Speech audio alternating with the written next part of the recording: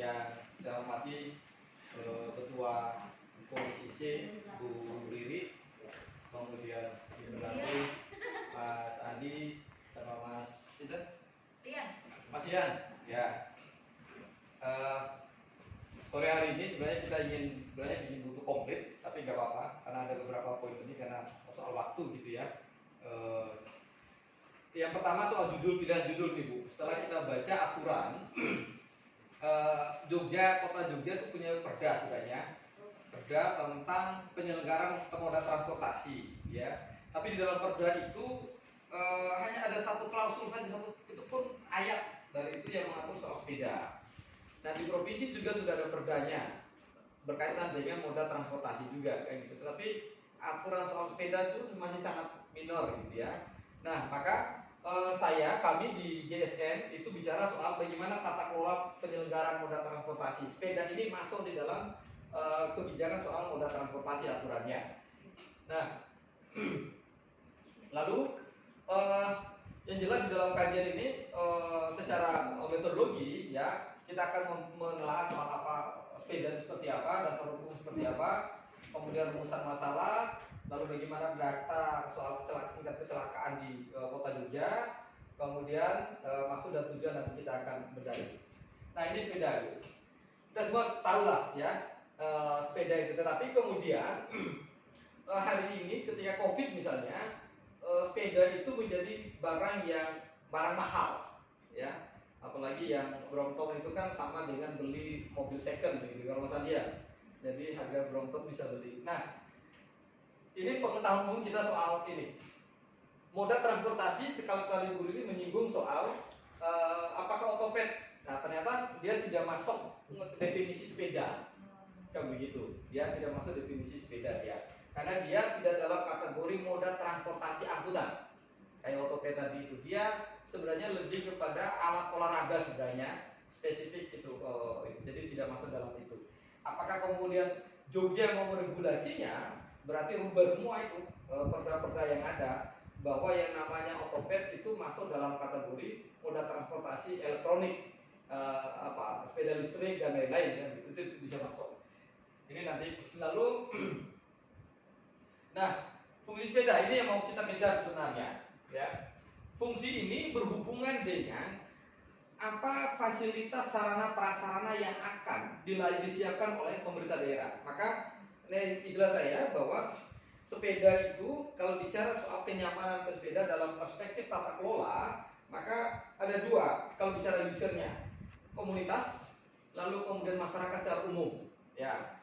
Kemudian domainnya ini kalau ditarik menjadi sebuah kebijakan pemerintah kota, maka ada dua studi posisi yang diambil oleh Pemkot. Yang pertama, dia sebagai regulator. Yang kedua, dia sebagai seorang fasilitator. Regulator artinya pemerintah kota lah yang punya kewenangan untuk mengatur baik dalam bentuk perda, perwal atau kebijakan sektor apapun yang mengatur soal tata kelola moda transportasi sepeda ini. Fasilitator itu outputnya bisa dilihat bagaimana keberpihakan DPRD dan Pemkot dalam hal memfasilitasi sarana dan prasarana bagi dua user tadi, komunitas maupun masyarakat umum. Oleh sebab itu, kita bisa dilihat di sini misalnya. Pertama, bahwa sepeda itu ya punya fungsi sebagai transportasi alternatif yang mengurangi kemacetan. Ini menjadi sangat penting. Isu ini harus dimunculkan paling utama di Kota Jogja. Kota Jogja ini kan kota yang sangat kecil, laju pertumbuhan moda transportasinya tinggi sekali, karena kita juga daerah kota pendidikan, transportasi dari luar tuh masuk ke Jogja, daerah wisatawan juga, bis-bis itu masuk ke Jogja, sehingga potensi kemacetan itu kita sudah rasakan. Tapi kemudian belum ada kampanye yang masif bahwa sepeda itu sebagai salah satu moda transportasi alternatif untuk mengurai persoalan kemacetan di Jogja. Artinya apa? Selama ini yang dikampanyekan itu masih ini, ya, masih sebagai sarana olahraga dan lifestyle, hanya masih gaya hidup. Nah, saya kira ini menjadi penting bagi Komisi C untuk mendorong, merubah para posisi dua ini, ya, tetap di bawah, tapi yang pertama ini adalah salah satu alternatif. Ya. Lalu posisi kedua sarana olahraga. Ini sudah menjadi diskusi publik saya kira soal sepeda sepeda itu sebagai sarana olahraga. Namun demikian, kalau bicara sarana olahraga, maka ada dua hal yang harus dikuasai, yang difasilitasi oleh pemerintah. Yang pertama, lokusnya. Di mana sih kawasan yang bagi para user tadi, ya, baik komunitas maupun masyarakat, dia memanfaatkan sepeda itu untuk kawasan olahraganya. Contoh, apakah memungkinkan di sekitar Mandala Trida atau kemudian di alun-alun misalnya. Ini kan butuh regulasi. Pemerintah sebagai regulator.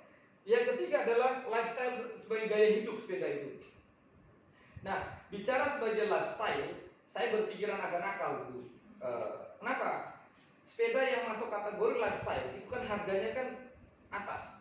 Tetapi kemudian tidak ada kontribusi bagi pemerintah daerah. Ini terobosannya diskusinya gitu. Misalnya, dia masuk sebenarnya pajak barang mewah. Tapi ini kan belum berlaku di Jogja, di DIY khususnya belum berlaku sebagai kategori pajak barang. Makanya idenya Sri Mulyani itu kan saat itu Menteri Keuangan memasukkan sepeda Brompton jenisnya tadi itu di harga sekian juta itu masuk kategori pajak barang mewah, kan begitu, bukan pajak kendaraan tapi pajak barang mewah. Karena ini berkaitan dengan sepeda sebagai lifestyle. Ketika bicara lifestyle berarti jenis sepedanya itu berbeda dengan sepeda ontel, sepeda yang merek biasa tadi itu. Nah, yang keempat ini menarik.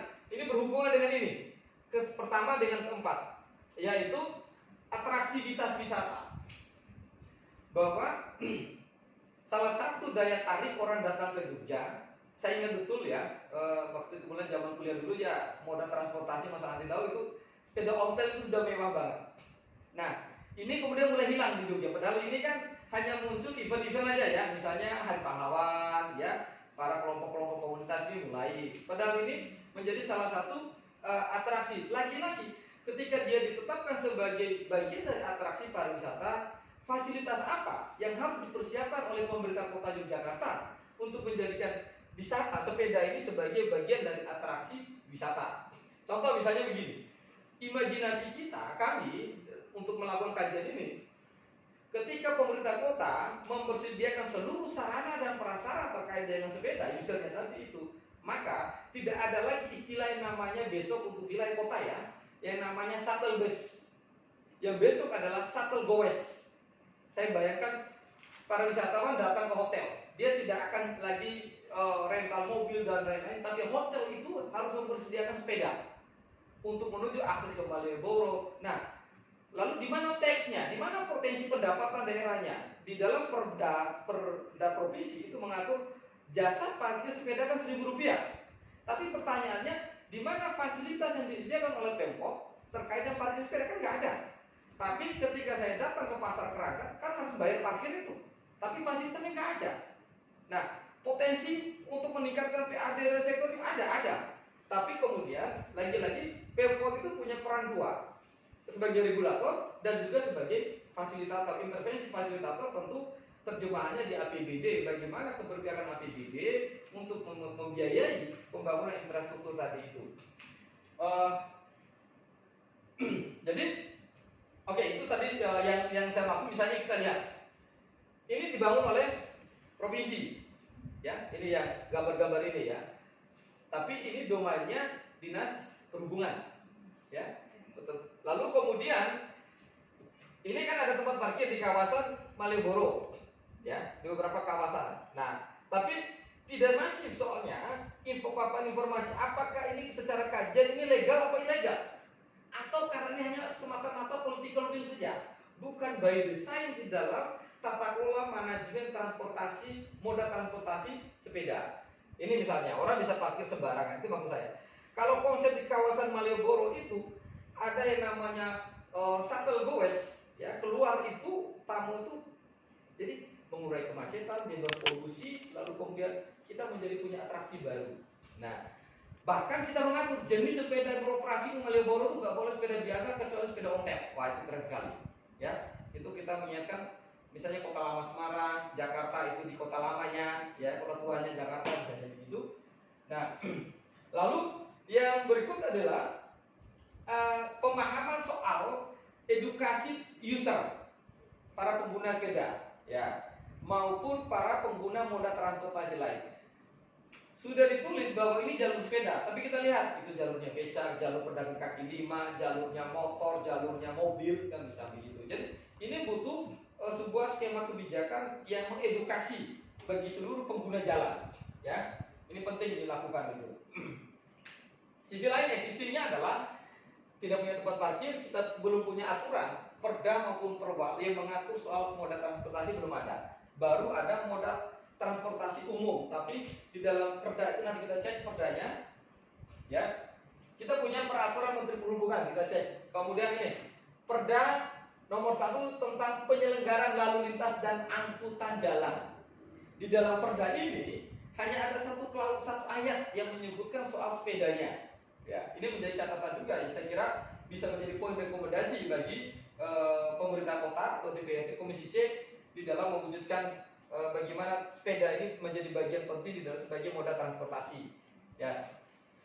Kita punya perda nomor 2 tentang retribusi khusus parkir. Diatur parkirnya Rp1.000, tapi faktanya kan tidak 1.000 tuh. Ya, 2.000, kadang kalau sepedanya elit itu bisa ditarik 5.000 bahkan.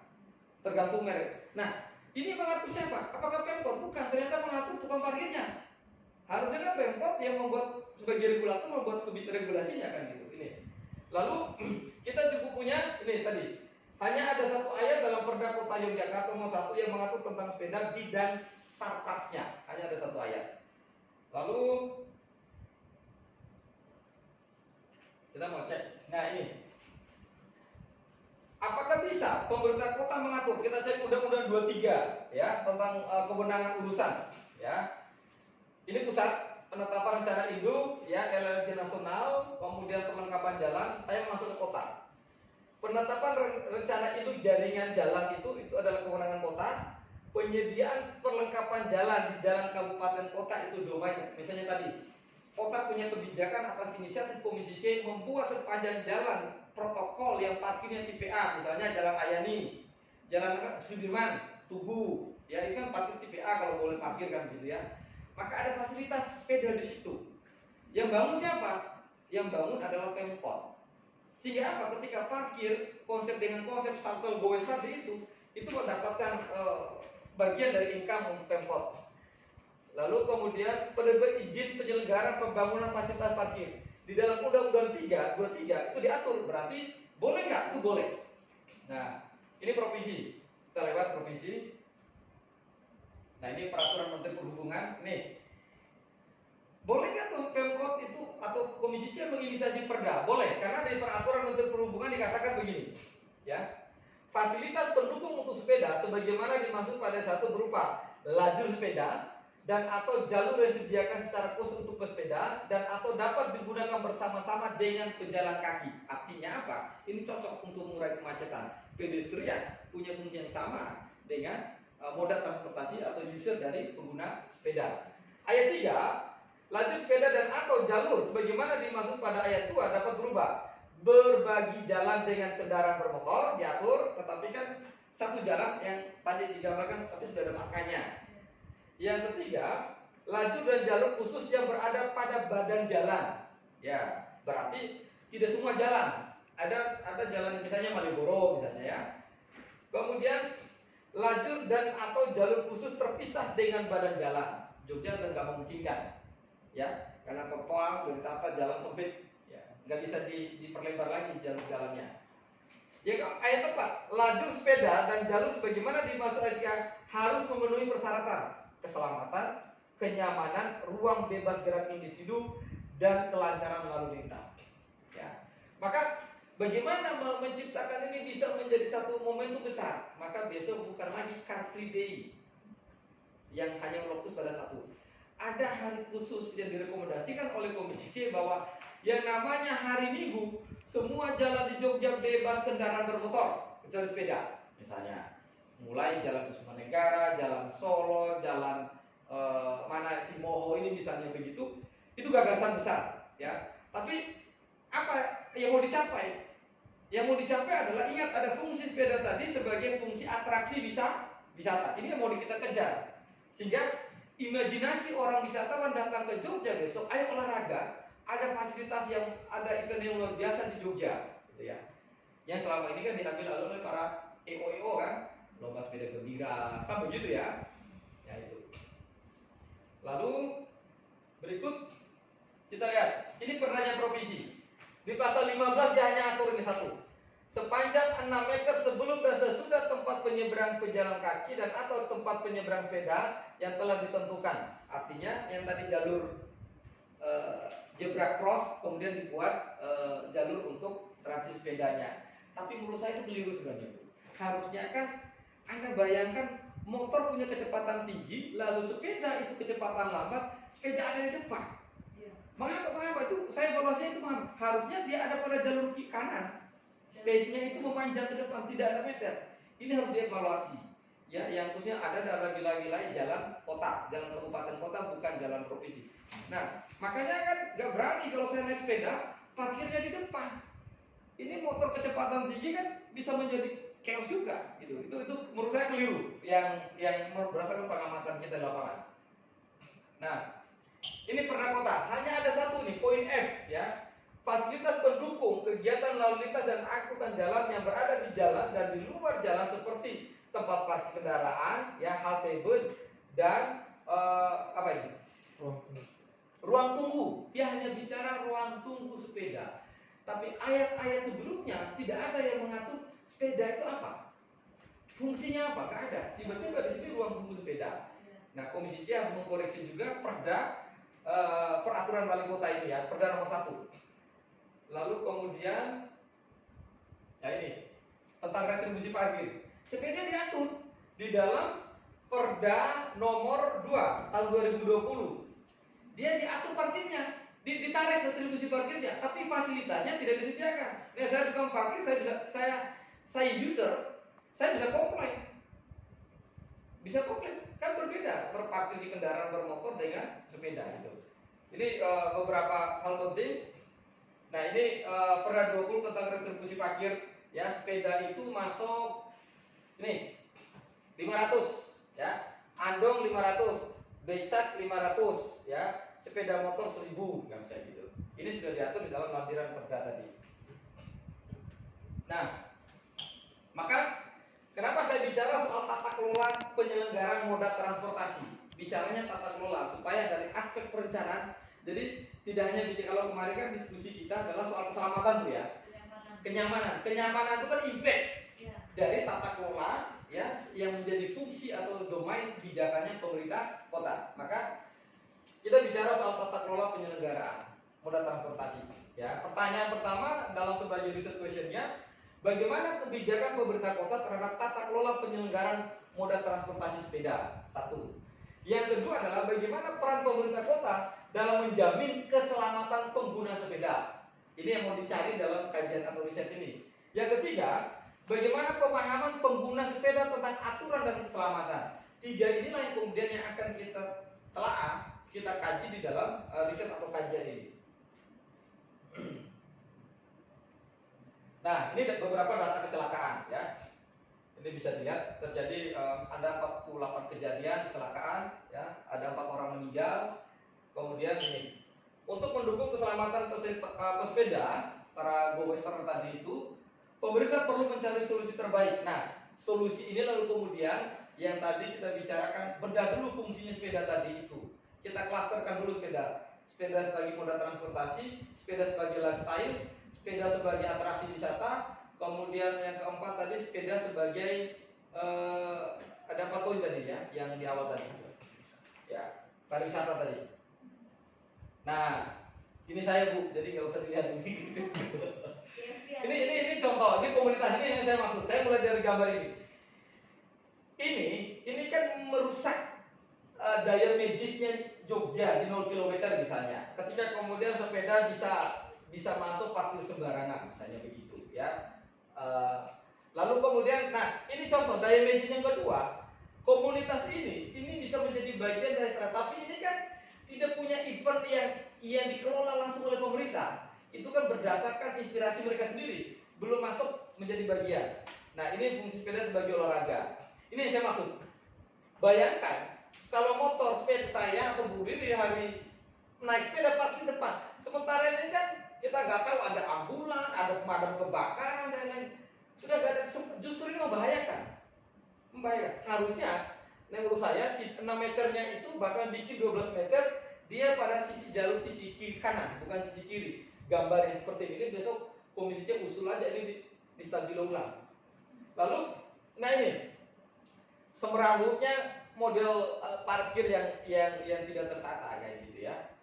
Sehingga ketika risiko terjadi kehilangan, pencurian kan tidak ada penanggung jawab itu. Ya.